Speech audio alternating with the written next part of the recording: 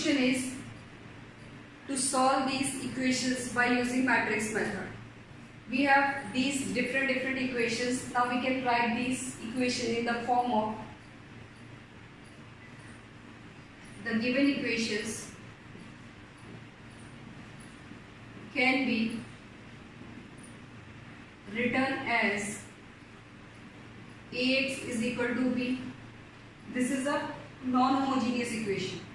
Ax is equal to b, where A is, what is A? A is 2, 3, 3, 1, minus 2, 1, 3, minus 1, minus 2. And x is, what is x? X is x, y, z.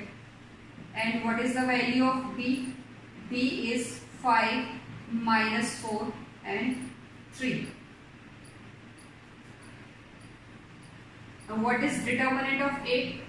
Determinant of A is 2, 3, 3, 1, minus 2, 1, 3, minus 1, minus 2. Value of this determinant is 2, 4, minus minus plus 1, minus 3, this is minus 2, minus 3, plus 3, this is minus 1 plus 6. 2, 5, minus 3, minus 5, plus 3, 5. 10 plus 15 plus 15, which is equal to 40. The value of this determinant is 40, which means not equals to 0, which means not equals to 0. Since A is non-singular, there are two types of matrix. First one is singular and another one is non-singular. If determinant of A is equal to,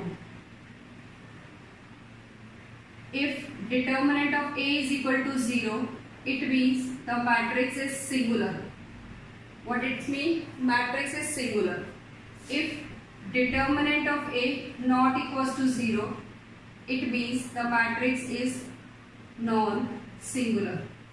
The matrix is non-singular. If determinant of A equal to 0, matrix is singular. If determinant of A is not equals to 0, that matrix is non-singular.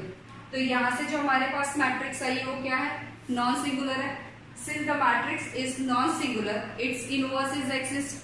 Determinant of not equals to 0 आता है तो इसका मतलब उसका एक unique solution exist करता है और वो किससे गिवन होता है? x is equal to a inverse b.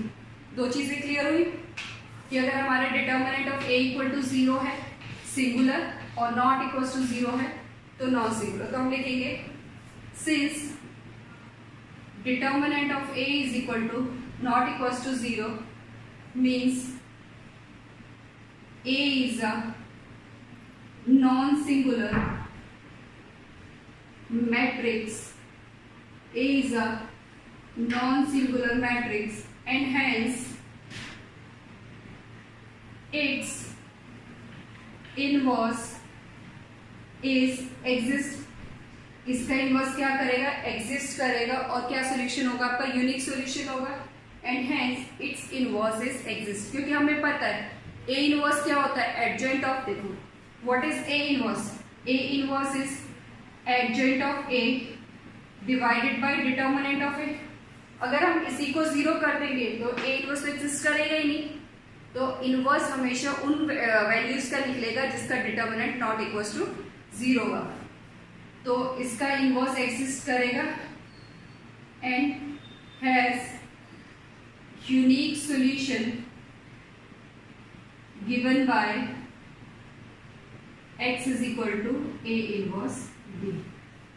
तो a इनवर्स निकालने के लिए हमें क्या करना पड़ेगा? माइनर निकालने पड़ेंगे. तो सबसे पहले हम क्या कैलकुलेट कर लेते हैं? माइनर्स. यहाँ हमारे माइनस हो जाएंगे, यहाँ हमारे क्या हो जाएंगे? कोफैक्टर्स. कोफैक्टर्स का फॉर्मूला क्या होता है? -1 i प्लस j mij. तो निकाले तो first m11, m12, m13, m21, m22, M23, उसके बाद M31, M32, M33 ये निकलेगा। फिर हम कोफैक्टर्स निकालेंगे A11, A12, A13, A21, A22, A23, A31, A32, A33। What is M11? Minus this 2 का निकालना है, तो ये आप इसको डिलीट करोगे, ये कितना होगा 4 प्लस 1 5। M12 कितना होगा -2 -3, this is -5।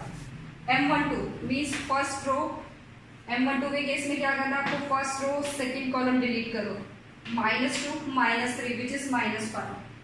M13 first row third column, -1 + 6, -1 + 6 this is your 5।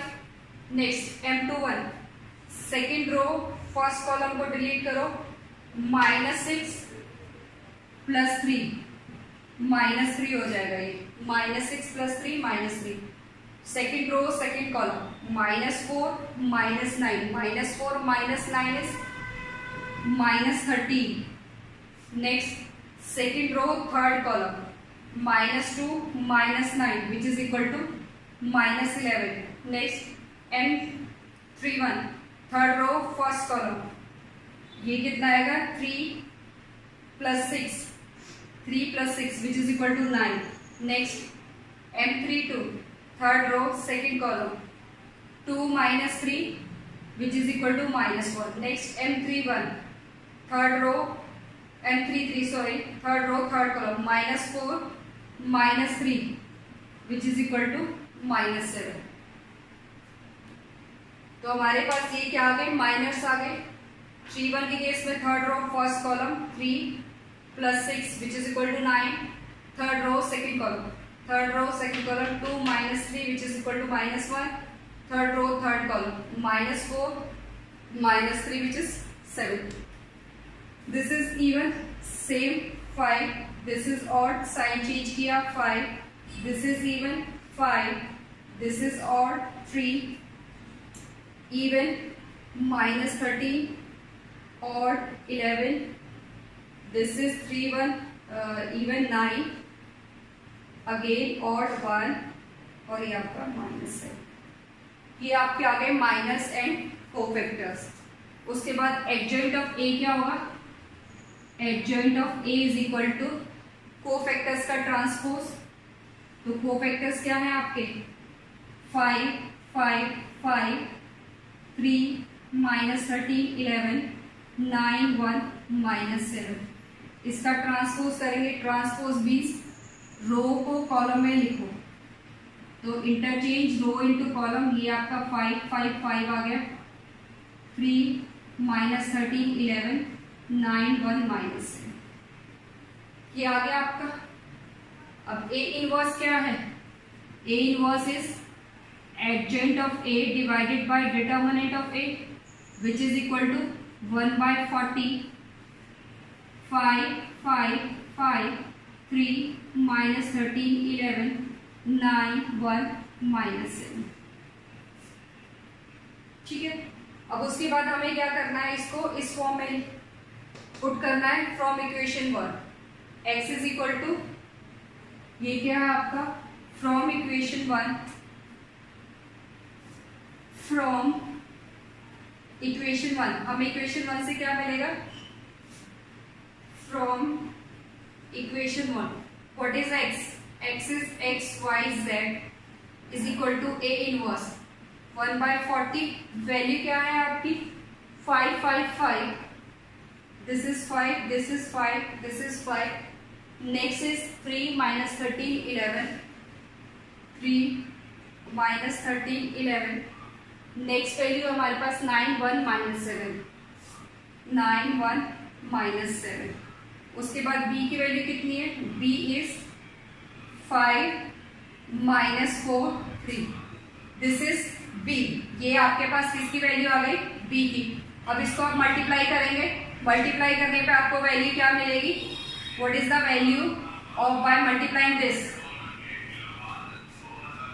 ये कितना हो गया आपके पास 1/40।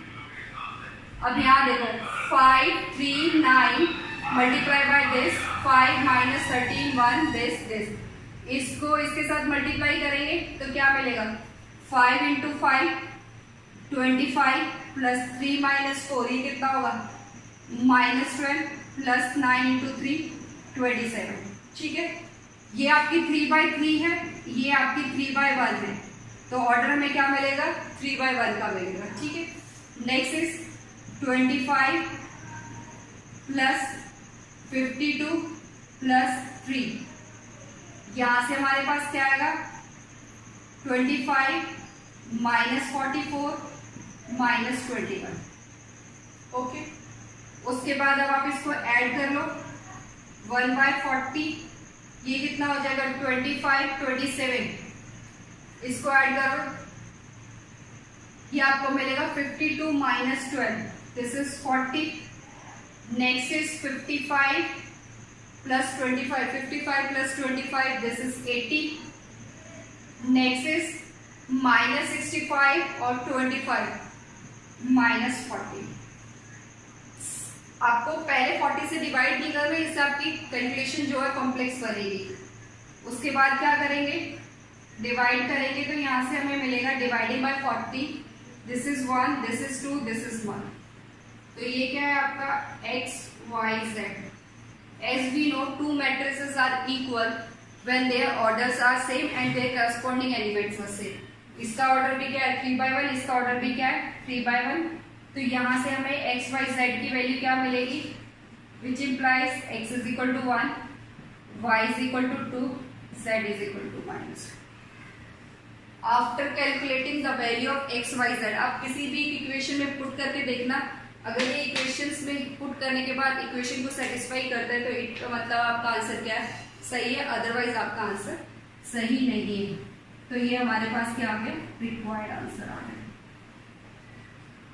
तो यहाँ से हमें क्या पता चला कि जो हमारे पास सिस्टम ऑफ इक्वेशंस थी उसका जो सोल्यूशन है कंसिस्टेंट है और यूनिक है। Unique means X Y Z की हमें एक ही वैल्यू मिली। इसका स्क्रीनशॉट ले लो, take a screenshot. Question is the given equations can be written in the form of ax is equal to b। इस क्वेश्चन को ध्यान से देखना, read this question carefully and this is different because it contains infinite solution। तो आपकी NCERT में ऐसा एक भी क्वेश्चन नहीं है जिसका सोल्यूशन क्या रहा हो इनफाइनाइट। तो चेक करना कि इनफाइनाइट सोल्यूशन को हम कैसे सॉल्व करते हैं। तो this is the most important question, most important. x is equal to b where a is equal to a क्या होगा 2 minus 1 3 3 2 minus 1 4 5 minus 5 और x की वैल्यू क्या होगी x is x y z। x हो गया, उसके बाद what is b, b क्या आएगा b is 579। if in case there is no y the value of y is nothing।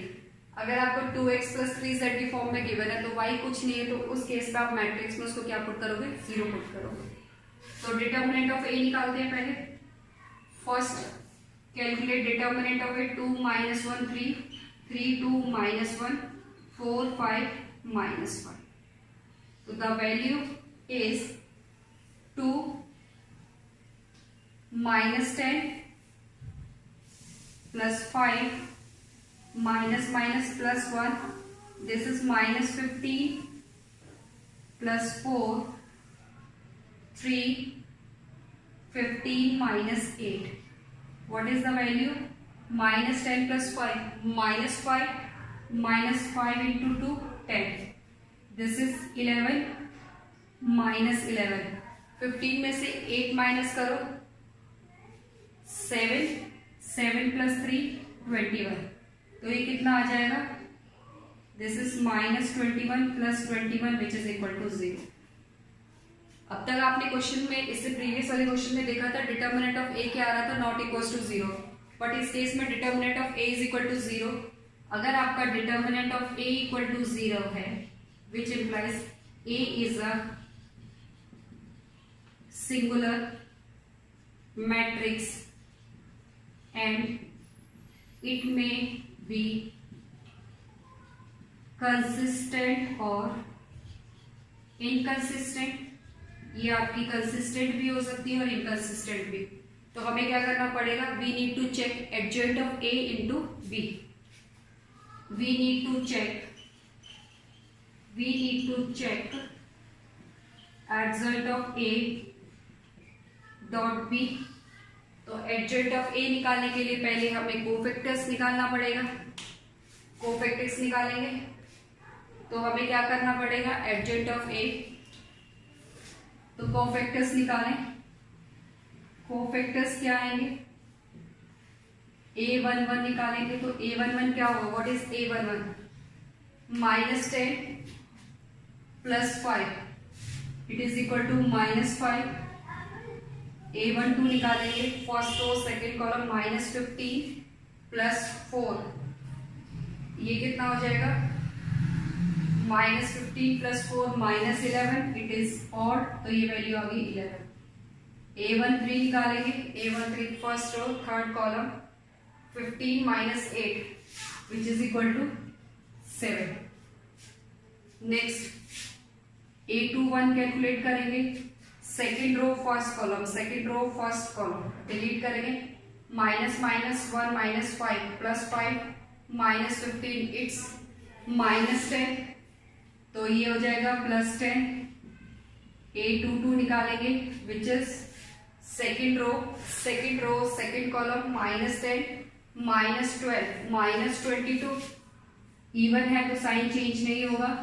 Next is a23 second row third column, 10 - 4 second row 10 -+4 ये कितना हो जाएगा 40, बट साइन चेंज हो जाएगा -40। a31 निकालेंगे, third row first column this is 1 - 6 ये आ गया -5। a32 निकालेंगे, थर्ड रो सेकेंड कॉलम, -2 -9 ये आ गया आपका -11 बट ऑड है +11। a33 is third row third column, 4 + 3 7 ये आ जाएगा 7। ठीक है, अब एडजॉइंट ऑफ ए क्या होता है, कोफैक्टर्स का ट्रांसपोज। तो एडजॉइंट ए की वैल्यू कितनी आ जाएगी, a11 a12 a13 लिखते हैं, मैं इसका ट्रांसपोज डायरेक्ट लिख रही हूँ, तो ये क्या आ जाएगा a11 ये आ जाएगा -5 11 7 10 -22 -14 -5 11 7 this is adjoint of A. और अगर हमें adjoint of A dot B निकालना है, adjoint of A dot B, तो what is the value of B is 579 b is 579। इसको सॉल्व करेंगे तो हमें क्या मिलेगा, विच इज इक्वल टू -5 × 5 -25 + 70 -45 55 -154 + 99 35 98 + 63। इसको सॉल्व करो, -45 -25 which is 70 -70, next 99 54 154 -154, next 63 98 -98 which is equal to 0 0 0 means if determinant of A equal to 0 and adjunct of A into B is also equal to 0, then the system is consistent and has infinite solution. This implies the system is consistent and has infinite solution. तो infinite solution को कैसे निकालते हैं? अब हमें calculate करना है infinite solution. तो इनफाइनाइट सॉल्यूशन के लिए हम क्या करते हैं, किसी भी एक वेरिएबल को k ले, to find solution put z is equal to k। z को क्या पुट कर देंगे, k पुट कर देंगे। Put z is equal to k in first two equations. In first two equations तो क्या आएगा हमारे पास, 2x minus y is equal to 5 minus 3k। 2x minus y is equal to 5 minus 3k। Next 3x plus 2y is equal to 7 plus k। अभी हमारा 2/2 के form में reduce हो गया है, तो इसको हम लिखेंगे in the form of ax is equal to b। तो a क्या है, a इज 2 माइनस 1 3 2, x क्या है, x is xy and b क्या है, b is 5 minus 3k 7 plus k।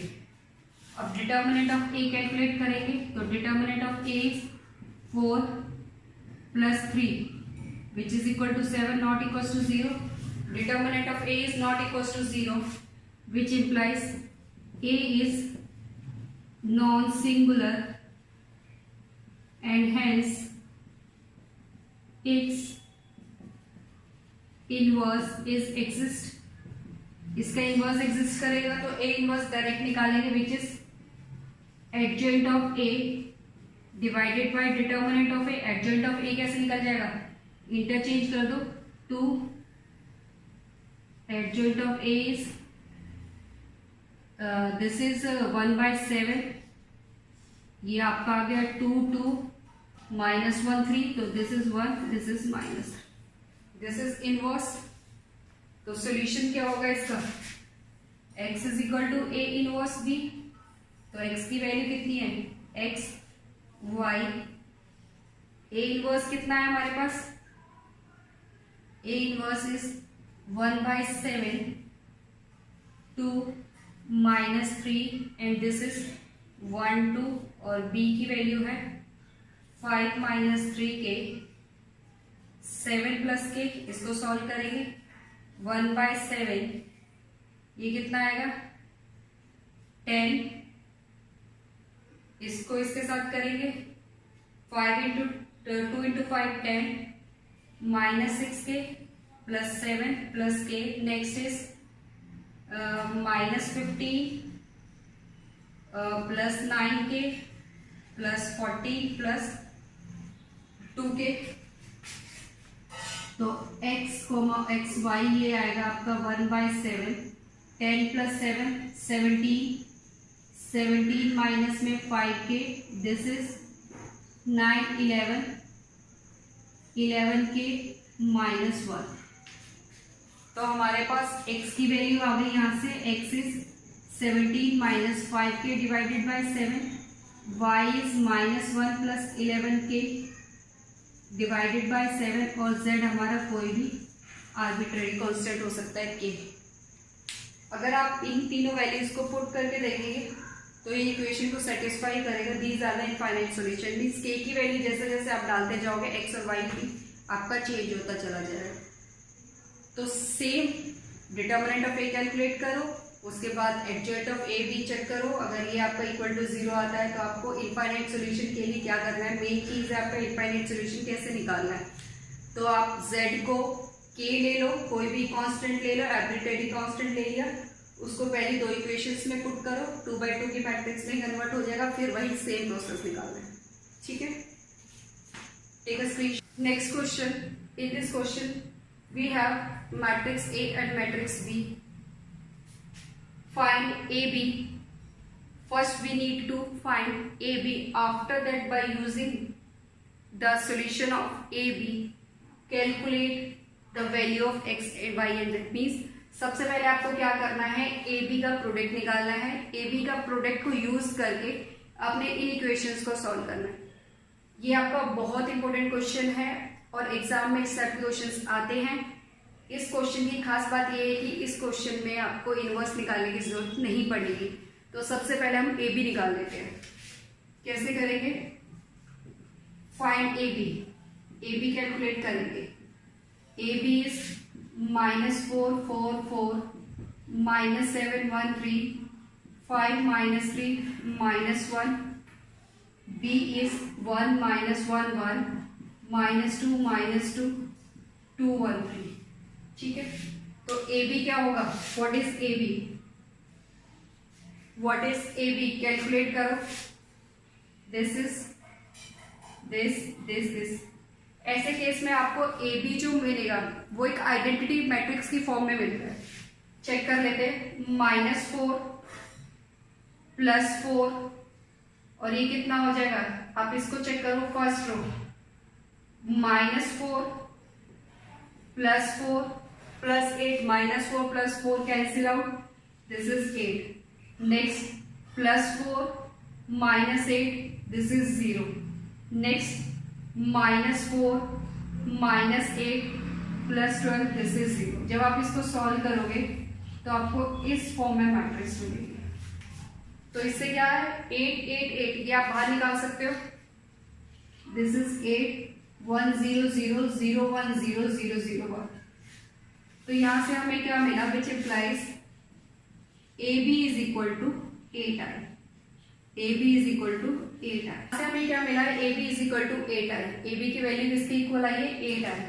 तो यहां से from this 1/8 A B is equal to i। अब यहां देखो इन्वर्टिबल मैट्रिक्स क्या था? A is the invertible matrix such that if there exists another matrix B, AB is equal to I is equal to BA। अगर आपके पास ये condition है, यहाँ देख लो, AB is equal to I is equal to BA, तो इनमें से एक दूसरे का क्या होता है? इनवर्स होता है। अगर A इन्वर्टिबल है तो B क्या होगा? इसका इनवर्स होगा। तो अब यहाँ देखो A B is equal to I is equal to B A. तो इसको आई बनाने के लिए 8 को हम यहाँ ले लेंगे। ये क्या हो गया? 1/8 A B is equal to I. अब उसके बाद आप यहाँ देखेंगे जब भी आप इनवर्स निकालते हैं, ठीक है, इनवर्स निकालेंगे तो सॉल्यूशन के लिए आपके पास x is equal to A inverse B होना चाहिए। तो हमें इनवर्स इसकी हेल्प से निकालना है। इनवर्स किसकी हेल्प से निकालना है? इसकी हेल्प से। अब ये देखो, ये जो इक्वेशन है इसका इनवर्स चाहिए होगा। 1 -1 1 1 -2। अब ये कौन सी मैट्रिक्स है? तो ए मैट्रिक्स होगी या फिर ये बी मैट्रिक्स होगी। अपनी इक्वेशन को चेक करो। इक्वेशन आपकी क्या है? ये आपकी ए मैट्रिक्स फॉर्म कर रही है या बी मैट्रिक्स फॉर्म कर रही है? These forms B matrix. Means ये तो मेरा क्या है? मैट्रिक्स है। अब जितना भी पार्ट बचेगा वो उसका क्या होगा? इनवर्स होगा। वो क्या होगा? उसका इनवर्स होगा। तो हमारे पास कंडीशन भी होती है ना, A inverse is equal to I. किसी भी मैट्रिक्स को उसके इनवर्स से मल्टीप्लाई करके अगर रिजल्ट आपको क्या मिल रहा है? आई। तो यहां से आपको सिंपली क्या चेक करना है? इक्वेशन चेक करो। इक्वेशन या तो आपकी ए मैट्रिक्स फॉर्म कर रही होगी या बी मैट्रिक्स। अब यहाँ देखो कोफिशिएंट क्या है? 1 -1, ये तो नहीं है, ये है आपका 1 -1 1 -2 2 1। तो ये तो हमारे पास क्या हो गया? B matrix. अब जितना भी बचेगा वो क्या होगा? इसका इनवर्स होगा। तो यहाँ से हमारे पास which implies B inverse is equal to 1/8 t। B inverse is equal to क्या होगा? यहाँ से 1/8 होगा। तभी ये आइडेंटिटी सॉल्व होगी। B inverse into B is equal to I। ये चीज क्लियर हुई? आप जब भी प्रोडक्ट निकालेंगे, प्रोडक्ट आपका आइडेंटिटी मैट्रिक्स की फॉर्म में आएगा, चाहे 6006 हो, एक स्केलर बन जाएगा। वहां से आप इसको कॉमन निकाल लोगे, 6 6 6 6 तो 6 कॉमन आएगा, तो ये आइडेंटिटी बन गई। तो यहाँ से A B is equal to 8i आ गया। अब इनमें से कोई भी एक मैट्रिक्स आपकी रिजेंबल करेगी इक्वेशन से। तो इक्वेशन आपकी फॉर्म हो रही है बी से, तो बी से इक्वेशन फॉर्म हो रही है, हमें राइट साइड में आई चाहिए। तो जितना भी राइट साइड में आपके पास कांस्टेंट है उसको इधर ले आओ लेफ्ट में। तो बी के साथ जितना भी पार्ट बचा वो उसका क्या हो गया? इनवर्स हो गया। तो बी इनवर्स की वैल्यू कितनी आ गई हमारे पास? 1/8 a। बी इनवर्स की वैल्यू क्या हो गई? 1/8 a। अब यहां से देखो given equations are, the given equations direct लिख सकते हैं। Given equations can be written in the matrix form आपका क्या फॉर्म कर रही है, बी फॉर्म कर रही है। अब आप ax is equal to B नहीं ले रहे, ये क्या है आपका S B X is equal to, let suppose आपने डी ले लिया, B X is equal to D, where b is equal to, b क्या है आपका 1 माइनस 1 1 1 माइनस 2 माइनस 2 2 1 3, x है x y z, और d क्या है, d इज 4 9, दिस इज 4, ये आपका राइट पार्ट क्या 4 9 एंड 1, ठीक है।